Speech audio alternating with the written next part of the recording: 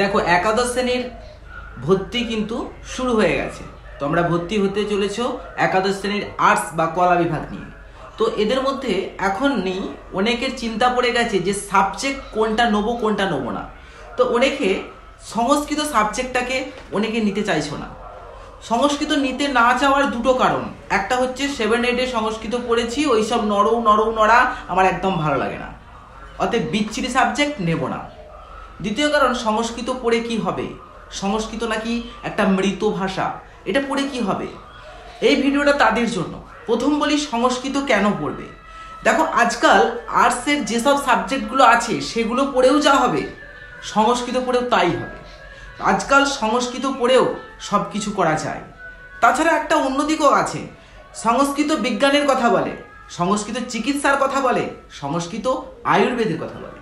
আবার দেখো সংস্কৃত সততার কথা বলে, সংস্কৃত লোভ মোহ ত্যাগের কথা বলে, সংস্কৃত চরিত্র গঠনে সাহায্য করে, ছাত্রছাত্রীদের চরিত্রবান করে তোলে, সংস্কৃত ন্যায় অন্যায়ের কথা বলে, ন্যায়পরায়ণ হতে সাহায্য করে। এই দিকগুলো তো আছেই অন্য সাবজেক্টের থেকে। এটা কেন তুমি খারাপ বলবে, কেন ভালো নয়? এবার আসি সংস্কৃত তোমাদের কঠিন লাগে কেন। নতুন সেমিস্টারের যে সিলেবাস এসেছে সেই সিলেবাস অনুযায়ী আজ তোমাদের ভেঙে ফুটে বুঝিয়ে দেবো কেন কঠিন হবে। দেখো টেক্সটের মধ্যে আমাদের একটা গদ্য, একটা পদ্য আর একটা নাটক আমাদের পড়তে হবে। অর্থাৎ আমাদের 15টা নম্বর টেক্সট থেকে নেওয়া হয়েছে। এই ফার্স্ট সেমিস্টার সংস্কৃত 11-এর ফার্স্ট সেমিস্টারের 15টা নম্বর টেক্সট থেকে একটি আছে গদ্য, উপমন্যু কথা, একটা সুন্দর সংস্কৃতে গল্প আছে। এটাকে পড়ে ছোট ছোট কোশ্চেনে ভেঙে আমরা যদি পড়ি 5টা এমসিকিউ আমরা অবশ্যই পেতে পারি।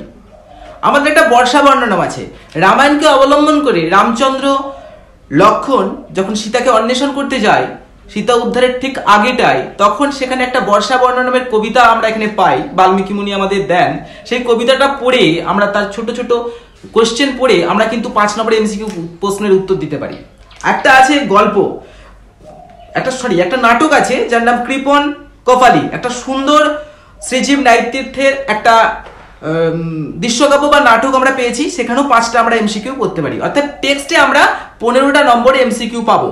তারপর আমরা পাবো 15 নম্বর ব্যাকরণ, কিচ্ছু নেই, আছে সন্ধি, সন্ধি দুটো ভাগ, স্বরসন্ধি ব্যঞ্জন সন্ধি। স্বরসন্ধি তোমরা তো জানো খুব সোজা, স্বরসন্ধির যে ভাগগুলো আছে সবর্ণ দীর্ঘ গুণ আর বৃদ্ধি, খুব ছোট ছোট করে বুঝিয়ে পড়লে না কিচ্ছু নেই। তারপর আছে ব্যঞ্জন সন্ধি, চ্যুত্ত স্তুত্ত এবং যশত্ব, এই 3টে সন্ধির নিয়ম পড়লেই তোমরা ব্যঞ্জন সন্ধি পেয়ে যাবে। এখান থেকে পাবো 3 স্বরসন্ধি, 3 ব্যঞ্জন সন্ধি, মোট 6টা নম্বর। কেন পাবো না? তারপর দেখো আছে শব্দরূপ, শব্দরূপের কিছু বলে দিয়েছে, সংখ্যাবাচক, সর্বনাম, অজন্ত শব্দ, এগুলো কিছু করলেই আমরা পাবো। অর্থাৎ তোমাদের কাছে এই জায়গাটাই তোমাদের কঠিন বলে মনে হয়, কারণ 7-8-এ তোমরা ওই সব শব্দগুলো পড়েছো, নরলতা ফল, এগুলো তোমাদের মনে ছিল না। বুঝে না বুঝে তোমরা ওটাকে জাস্ট ক্লাস কামাই করে তোমরা যাহা করে 7-8টা পার করে দিয়েছো। তোমরা সেভাবে গুরুত্ব দিয়ে পড়োনি, তোমাদের লক্ষ্যটা ছিল না। তোমরা জানো 7-8-এ 2টো ক্লাস সংস্কৃত, কিচ্ছু নেই, কিন্তু সত্যিই কিছু নেই। মন দিয়ে পড়লে কোনো সাবজেক্টই কিছু নেই। চলে এসো। তারপর আছে ধাতুরূপ, ধাতুরূপে আমাদের দিয়েছে 3টে লকার, লট, লং, লিট, 3টে সূত্র করলেই তোমরা ভূ, গম, ক্রি আর পুজ এই করে দেবে 4টে, কোনো ব্যাপার নেই, এখান থেকে 3টে নম্বর পাবে। তারপর আছে প্রত্যয়, মাত্র তোমাদের দিয়েছে 5টা প্রত্যয়, ত প্রত্যয় দিয়েছে, তবতু দিয়েছে, তা দিয়েছে, লব দিয়েছে আর দিয়েছে 3, ব্যাস এই কটা 3টে নাম্বার তোমরা পেতেই পারো এখান থেকে, কোনো কিচ্ছু কঠিন নেই। তারপর আসছি আমরা 10টা নম্বরের সাহিত্যের ইতিহাস। বৈদিক সাহিত্যের ইতিহাসের মধ্যে পড়ছে ঋগ্বেদ আর সামবেদ সম্বন্ধে ছোট ছোট কোশ্চেন তোমরা পড়ে যাও, সেখান থেকে তোমরা 4টে এমসিকিউ দিতেই পারো। তারপর আছে বাল্মীকির রামায়ণ। আমরা রামায়ণ কম বেশি অনেকেই গল্প শুনেছি বা জানি, বা আমরা বর্ষা বর্ণনম পড়লেও রামায়ণটা একটুখানি জানবো, সেখান থেকেও এখানে সাহিত্যের ইতিহাসের মধ্যে 3টে এমসিকিউ আমরা দিতেই পারি। তারপর চলে আসছে গল্প সাহিত্য, এখানে পঞ্চতন্ত্র, হিতোপদেশ, কথা, সরিত সাগর, 3টে সুন্দর সুন্দর গল্প সাহিত্যের গল্প আছে। টিভিতে আমরা কার্টুন দেখি না, সেই কার্টুনের গল্পগুলো তো পঞ্চতন্ত্র, হিতোপদেশ এবং কথা সরিত সাগর থেকে নেওয়া। ভিডিওটাকে ছোট করার জন্য খুব তাড়াতাড়ি আমি বলে ফেলেছি, তো ভিডিওটাকে তোমরা দেখো। দেখার পর তোমাদের যদি মনে হয় যে না ভিডিওটার কোন জায়গায় ডাউট আছে, সংস্কৃত সাবজেক্ট কেন তুমি নিতে চাইছো না, তো ভিডিওতে অবশ্যই কমেন্ট করো। আর এখানে যে ব্যাকরণগুলো আছে, টেক্সটগুলো কোনো অসুবিধা হবে না, সুন্দর করে যে টেক্সটগুলো মানে ভেঙে ভেঙে শব্দার্থগুলো পড়ো না, তোমরা অবশ্যই এমসিকিউ উত্তর দিতে পারবে।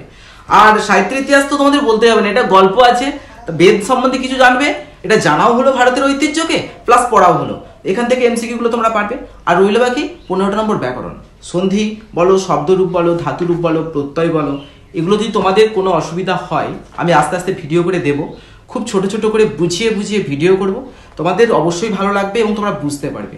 তোমাদের যদি এই ধরনের ভিডিও খুব সহজ করে তোমাদের কাছে আমি পাঠাতে আমি চাই, তোমরা যদি পেতে চাও তাহলে অবশ্যই ভিডিওতে কমেন্ট করো, আর ভিডিওটাকে অবশ্যই লাইক শেয়ার কমেন্ট করে দাও, আর সবার বন্ধুদের কাছে 11-এর বন্ধুদের ভাই বোনদের কাছে পাঠিয়ে দাও, যাতে করে সবাই একটু সাবস্ক্রাইব করে নিতে পারে আর ঘরে বসে আমার ভিডিও পাও বা আমার ব্যাকরণগুলো তোমরা সহজ করে বুঝতে পারো। আমি আমার মতো করে সহজ করে তোমাদের বোঝাবো, আর টেক্সটের কোশ্চেন বা টেক্সটের আমিও পড়াবো। তো অবশ্যই ভিডিওটা আমি তোমাদের কাছ থেকে একটু সাহায্য চাই, লাইক শেয়ার কমেন্ট অবশ্যই করো। ভিডিওটা ভালো লাগলে অবশ্যই কমেন্ট করতে কিন্তু ভুলো না।